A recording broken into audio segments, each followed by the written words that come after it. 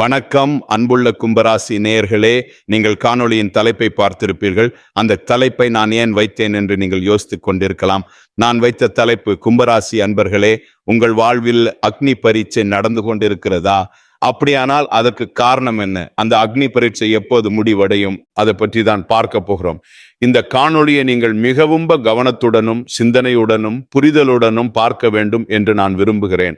ஏனெனில் இந்த கும்பராசிக்கான ஒரே ஒரு காணொளியில உங்களின் கடந்த காலம், நிகழ்காலம் மற்றும் எதிர்காலம் ஆகிய மூன்றும் மறைந்திருக்கிறது. எனவே இந்த காணொளியை ஒரு சாதாரண காணொளியாக நீங்கள் கருத வேண்டாம். இது ஒரு தனித்துவமான ஆழமான கணிப்பு காணொளி. பொதுவாக இது போன்ற காணொளிகளை கொண்டு வருவதற்கு மிகுந்த ஆழ்ந்த சிந்தனையும் ஆராய்ச்சியும் தேவை. அதோடு இந்த கருத்துக்களை வெளிப்படுத்துவதற்கு மனமும் மிகவும் நல்ல நிலையில் இருக்க வேண்டும். இந்த காணொளியை பார்த்த பிறகு உங்க வாழ்க்கையில ஒரு புது தெளிவு பிறக்கும். காணொளி சற்று நீளமாக இருக்கும். ஏன்னா இதுவரைக்கும் யாரும் சொல்லாத தகவல்களை நான் கொண்டு வந்துள்ளேன். அன்புள்ள கும்பராசி நேயர்களே, முதல்ல ஒரு முக்கியமான தகவலை நான் சொல்லிவிடுகிறேன். மே மாதம் 2025 இருந்து உங்களின் முந்தைய வாழ்க்கையை பற்றி நீங்கள் அதிகமாக நினைத்து கொண்டிருக்கிறீர்கள். உங்களுக்குள்ள ஒரு பதற்றத்தின் சூழலில் இருக்கிறீர்கள். உங்கள் வாழ்க்கையை நிலைப்படுத்த வேண்டும் என்ற வெறி உங்களுக்குள்ள எரிந்து கொண்டிருக்கிறது. ஏதேனும் பெரிய காரியங்களை செய்ய வேண்டும் என்ற வெறி உங்களிடம் இருக்கிறது. ஒரு விஷயத்தை நினைவில் வைத்துக் கொள்ளுங்கள். 2023 மற்றும் 2024 ஆண்டுகளில நீங்கள் உங்கள் வாழ்க்கையில சில தவறுகளை செய்தீர்கள்.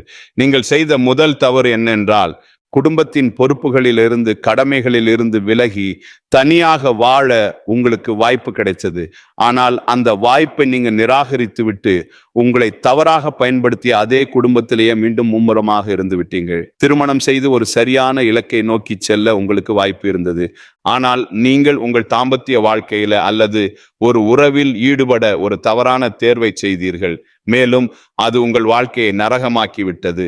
ஏனெனில் வாழ்க்கையில ஏதாவது சாதிக்க இதுவே சரியான வாய்ப்பாக இருந்தது. ஆனால் நீங்கள் ஒரு உறவில் கட்டுப்பட்டு விட்டீர்கள். அதில் இருந்து உங்களால் இதுவரை நிம்மதியாக இருக்க முடியவில்லை. நீங்கள் இப்பொழுது அனுபவித்துக் கொண்டிருக்கும் துயரம் அங்கிருந்துதான் தொடங்கியது. நினைவில் வைத்துக் கொள்ளுங்கள், 2023 மற்றும் 2024 ஆண்டுகளில் உங்கள் பணத்தை நீங்களே சேமித்து வைத்துக் கொள்ள உங்களுக்கு வாய்ப்பு கிடைத்தது. ஆனால் நீங்கள் அதை செய்யவில்லை. அதன் பிறகு உங்கள் வாழ்க்கை தொடர்ந்து இதே வழியில தான் சென்று கொண்டிருக்கிறது. திருமண வாழ்க்கையில் குழப்பங்கள் நீடித்தன. தொழிலில் அவ்வளவு பெரிய வளர்ச்சி இல்லை. குடும்ப பொறுப்புகள் உங்களை தொந்தரவு செய்தன. உங்கள் சுதந்திரமான வாழ்க்கையை எங்கோ நீங்கள் அழித்து விட்டீர்கள். நீங்கள் மற்றவர்களின் கட்டுப்பாட்டின் கீழ் இருக்க பழகிவிட்டீர்கள். அந்த கோபம்தான் உங்கள் வாழ்க்கையில 2025 ஆண்டிலிருந்து வெளிவரத் தொடங்கியது. இப்போது நீங்கள் எதன் அடிப்படையில கணக்கிடுகிறேன் என்று யோசிப்பீர்கள். அது ஒரு நல்ல விஷயம். நான் ராகு கிரகத்தை அடிப்படையாக வைத்து கணக்கிடுகிறேன். ராகு என்றால் உலக பற்று மற்றும் மாயையின் காரகன் என்று அனைவரும் நினைக்கிறாங்க. யாருடைய ஜாதகத்துல ராகு நல்ல நிலையில இருக்கிறாரோ அவர் பெரும் செல்வம் ஈட்டுவார். ராகு நல்ல நிலையில இருந்தால் உலக அளவில் அவர் புகழ் பெறுவார். தொழிலதிபர், பெரிய நில விற்பனையாளர் அல்லது மிகப்பெரிய வணிகராகிவிடுவார். இதுதான் அனைவரின் கருத்து. ஆனால் ராகுவின் உண்மைத்தன்மையில யாரும் ஒருபோதும் கவனம் செலுத்துவதில்லை. நீங்கள் உங்கள் வாழ்க்கையில் 2019 மற்றும் 2020 ஒரு உறவில் இருந்தபோது 4ஆம் வீட்டில் சுகஸ்தானத்தில் இருக்கும் ராகு உங்களுக்குள் ஒரு ஆவலையும் ஏக்கத்தையும் உருவாக்கினார். நான் அடங்கி இருக்க கூடாது, நான் சுதந்திர மனதுடன் வாழ வேண்டும், நான் யாருக்கும் அடங்கி இருக்க மாட்டேன், என்னிடம் தகுதி இருந்தால் நான் உலகிற்கு நான் எதையாவது செய்ய முடியும் என்பதை காட்டுவேன். ஏனால் நீங்கள் நிறைய காலமாக அடங்கி காலத்தை கடத்தி விட்டீங்கள். இங்கிருந்துதான் உங்கள் வாழ்க்கையில சண்டைகளும், இங்கிருந்துதான் உங்கள் வாழ்க்கையில வீழ்ச்சியும் தொடங்கியது. நீங்கள் உங்களுக்காக செய்ய நினைக்கிற முயற்சியிலே வீடு மற்றும் குடும்பத்தை விட்டு பிரிந்து வாழ்ந்தீர்கள்.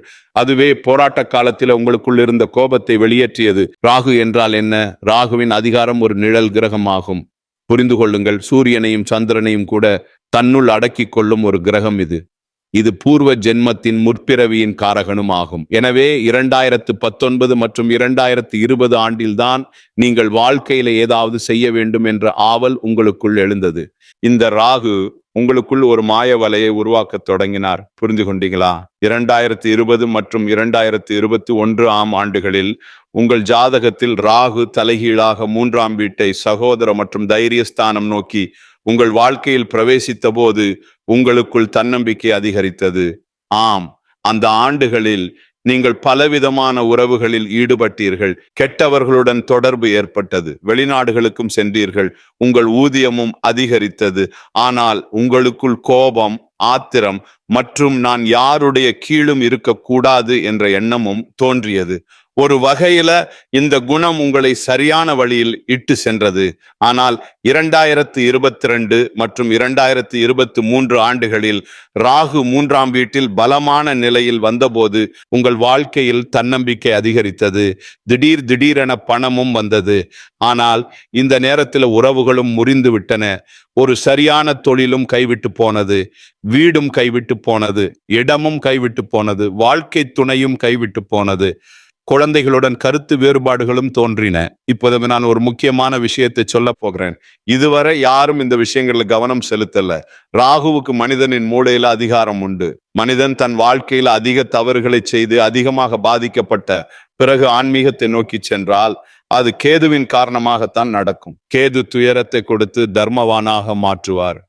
ராகு உங்களின் தகுதிக்கு அதிகமாகவும் எல்லா வகையான சுகங்களையும் கஷ்டங்களையும், அதாவது நல்ல கர்மாவின் பலனாகவோ அல்லது கெட்ட கர்மாவின் பலனாகவோ கொடுத்து உங்களை தர்மத்தை நோக்கி இட்டு செல்வார். 2023 மற்றும் 2024 ஆண்டுகளிலும் 2025ஆம் ஆண்டின் ஆரம்பத்திலும் இதுவே உங்கள் நிலைமையாக இருந்தது. பணம் வந்து கொண்டிருந்தது. நீங்கள் ஒரு உறவில் இருந்தீர்கள். ஆனால் உங்களுக்கு மோசடி நடந்தது. பணத்தின் மதிப்பை பற்றி உங்களுக்கு தெரிந்தது. நீங்களே எப்படி சமாளிக்க வேண்டும் என்பது உங்களுக்குள்ள வந்தது. ஆனால் இதற்கு மத்தியில உங்களுக்கு ஏமாற்றம் ஏற்பட்டது. நீங்கள் கடன் பட்டீங்கள். குடும்பத்தில் சண்டைகள் ஏற்பட்டன. சிலர் உங்கள் பணத்தை அபகரித்து கொண்டனர். சில தவறானவர்களுடன் நீங்கள் பழக நேர்ந்தது. குழந்தைகளை பற்றிய சூழ்நிலைகள் மோசமடைந்தன. தந்தையிடம் இருந்து தூரம் ஏற்பட்டது. சகோதர சகோதரிகளை பற்றிய சூழ்நிலை மோசமடைந்தது. வாழ்க்கை துணையும் சண்டைகள் ஏற்படுத்தி கொண்டிருந்தனர். ஆனால் இப்போது பாருங்கள், உங்கள் வாழ்க்கையில மாற்றம் வர தொடங்கியுள்ளது. இப்பொழுது உங்கள் வாழ்க்கையில ஒரு பெரிய விஷயம் நடந்து விட்டது. மே மாதம் 2025 ராகு தனது நட்பு ராசியான கும்பத்தில் இருக்கிறார். மேலும் அவர் டிசம்பர் 5, 2026 வரை இங்கேயே இருப்பார். ராகு எந்த ராசிக்கு சென்றாலும் அவர் தனது பலனை 3 நிலைகளில் கொடுப்பார். ஆரம்பத்தில அதிக ஆசைகள், அதிக இன்ப நுகர்வு நோக்கி மனிதனை இட்டு செல்வது, மனதை மிகவும் குழப்புவது, பிரமிக்க வைப்பது, அவமானப்படுத்துவது, தொந்தரவு செய்வது மற்றும் பதற்றத்தை ஏற்படுத்துவது போன்றவையாக இருக்கும். ராகு கும்ப ராசியை விட்டு விலக விலக மனிதன் தன் வாழ்க்கையில நிலையான தன்மையை நோக்கி வர ஆரம்பிப்பான். உங்கள் நேரமும் இப்பொழுது அப்படித்தான் இருக்கிறது. கும்பராசி நேயர்களே, இப்பொழுது ராகு உங்கள் ராசியின் பாவத்தை மெதுவாக விட்டு விலகி கொண்டிருக்கிறார். அதாவது அதன் 3ல் ஒரு பங்கு தாக்கம் இப்போது மெதுவாக முடிந்து கொண்டிருக்கிறது. அதாவது 2025 டிசம்பர் இறுதி வரை இதன் தாக்கம் இருக்கும். அதிக பதற்றம் இருக்கும். பொறுப்பை விட்டு விலகுவது மற்றும் நன்னடத்தை இல்லாதவர் என்று குற்றம் சாட்டப்படுவது தொடரும். சமூகத்தில், குடும்பத்தில், உறவினர்களிடையே அவமானம் தொடர்ந்து நடக்கும். வாழ்க்கை துணையிடமிருந்து தூரம் ஏற்படும். அல்லது எந்த சூழ்நிலையிலும் வாழ்க்கை துணை ஆதரவு கொடுக்க மாட்டாரு. குழந்தைகளை பற்றிய பிரச்சனைகள் இருக்கும். வேலையில எவ்வளவு கஷ்டப்பட்டாலும் முன்னேறுவது கடினமாக இருக்கும். பதவி உயர்வு பெறுவது கடினமாக இருக்கும். தந்தை அல்லது பெரியவர்கள் யாரும் மதிப்பு கொடுக்க மாட்டார்கள். மேலும் இவ்வளவு பெரிய மனச்சோர்வு இருக்கிறது. நீங்க செய்த தவறுகளை பத்தி இப்போது நினைப்பீங்க. நான் உங்களுக்கு கெட்ட விஷயங்களை மட்டுமே சொல்றேன் என்று நினைக்க வேண்டாம். தவறு செய்யாமல் ஒரு மனிதன் எப்படி அனுபவிக்க முடியும்? அவனுடைய கர்மா எப்படி குறையும்? புரிந்து கொள்ளுங்கள். நீங்கள் எவ்வளவு கஷ்டப்படுகிறீங்களோ உங்களுடைய கர்மா குறைந்து கொண்டே வருகிறது என்று நீங்கள் நினைத்துக் கொள்ளுங்கள். வாழ்க்கையில தவறு நடந்தால் அதை யார் சரி செய்வார்கள்? இது கலியுகம். இந்த பூமியை பாதுகாக்க யாரும் இல்லை என்பதை நினைவில் வைத்துக் கொள்ளுங்கள். என் பேச்சு அனைவருக்கும் மோசமாக தோன்றும். ஆனால் உண்மை இதுதான். அனுபவத்தின் மூலம்தான் ஒரு பாடம் கிடைக்கும். எப்பொழுது ஒரு மனிதனுக்கு துன்பம் மட்டுமே நடந்து விடாது, நல்ல காலம் என்று ஒன்று இருக்கும். அதுதான் இப்பொழுது உங்களுக்கு வரப்போகிறது. 2025 டிசம்பர் மாதம் ராகுவின் தாக்கம் மெதுவாக முடிவடையும். உங்கள் வாழ்க்கையில கிட்டத்தட்ட டிசம்பர் மாத நடுப்பகுதி எடுத்துக்கொள்ளுங்கள். நீங்கள் மெதுவாக மனதை அமைதிப்படுத்த ஆரம்பிப்பீர்கள். உங்கள் கோபம், உங்கள் மனச்சோர்வு மெதுவாக குறையத் தொடங்கும். நீங்கள் உங்கள் வாழ்க்கையில செய்த தவறுகள் அல்லது சில தற்காலிக இன்பங்களுக்காக அல்லது மற்றவர்களின் மாயையில நீங்கள் சிக்கி இருந்தால் மீண்டும் உங்கள் வாழ்க்கையை நோக்கி மெதுவாக திரும்ப ஆரம்பிப்பீர்கள். மெதுவாக உங்கள் வாழ்க்கை துணை மற்றும் குழந்தைகளுடன் உங்கள் உறவுகள் சரியாகும். மேலும் உங்கள் வேலைக்கு சரியான தேர்வு கிடைக்கும். உங்கள் வாழ்க்கையில மரியாதை அதிகரிக்க தொடங்கும். உங்களிடம் குறைந்துவிட்ட பொறுமை வளரத் தொடங்கும். எந்த மனிதனுக்குள்ள பொறுமை இல்லையோ அவனுக்கு சமூகத்திலும் மரியாதை கிடைக்காது. யாரும் மரியாதை கொடுக்கவும் மாட்டார்கள். எனவே உங்களிடம் பொறுமை வளரத் தொடங்கும். பொதுவெளியில் உங்கள் நடத்தை, உங்கள் எதிர்காலம், உங்கள் பிம்பம் மிகவும் நன்றாக மாறத் தொடங்கும். தன்னம்பிக்கை அதிகரிக்க தொடங்கும். மேலும் உங்களுக்கு வாழ்க்கையின் சரியான திசை தானாகவே கிடைக்கும். மனதிலிருந்து கவலைகள் நீங்கும். வாழ்க்கை வாழ்வதற்கான ஒரு காரணம் தெரிய வரும். உங்களுக்கு சிறிது ஆன்மீக உணர்வும் ஏற்படத் தொடங்கும். மேலும் முற்பிறவியில் நீங்கள் செய்த புண்ணியத்தின் பலனும் கிட்டத்தட்ட டிசம்பர் முதல் கிடைக்கத் தொடங்கும். அதோடு மீண்டும் ஒரு சரியான உறவிலை உங்கள் வாழ்க்கையை நிலைப்படுத்துவீர்கள். தவறுகளை மறப்பீர்கள். தவறுதலாக பழைய உறவுகளை சரி செய்ய வாய்ப்பு கிடைத்தால் அதுவும் சரியாகும். பணம் சிக்கி இருந்தது, ஆதரவு இல்லை, தந்தையின் ஆதரவு இல்லை, சொத்து கைவிட்டு போனது, இந்த எல்லாமும் திரும்பி வரத் தொடங்கும். பிறகு டிசம்பர் 2026க்கு பிறகு உங்கள் பேர் உலகம் முழுவதும் வரத் தொடங்கும். அப்பிறகு 2027 வருமான வளர்ச்சி அதிகரிக்கும். 28 மற்றும் 29 ஆண்டுகளில் உங்களுக்கு ஒரு தனி அடையாளம் கிடைக்கும். 30 மற்றும் 31 ஆண்டுகளில் நீங்கள் மிகவும் நல்ல முதிர்ந்த மனிதராக மாற வாய்ப்புள்ளது. அதன் பிறகு நீங்கள் திரும்பி பார்க்க மாட்டீர்கள் என்பதை நினைவில் வச்சுக் கொள்ளுங்கள்.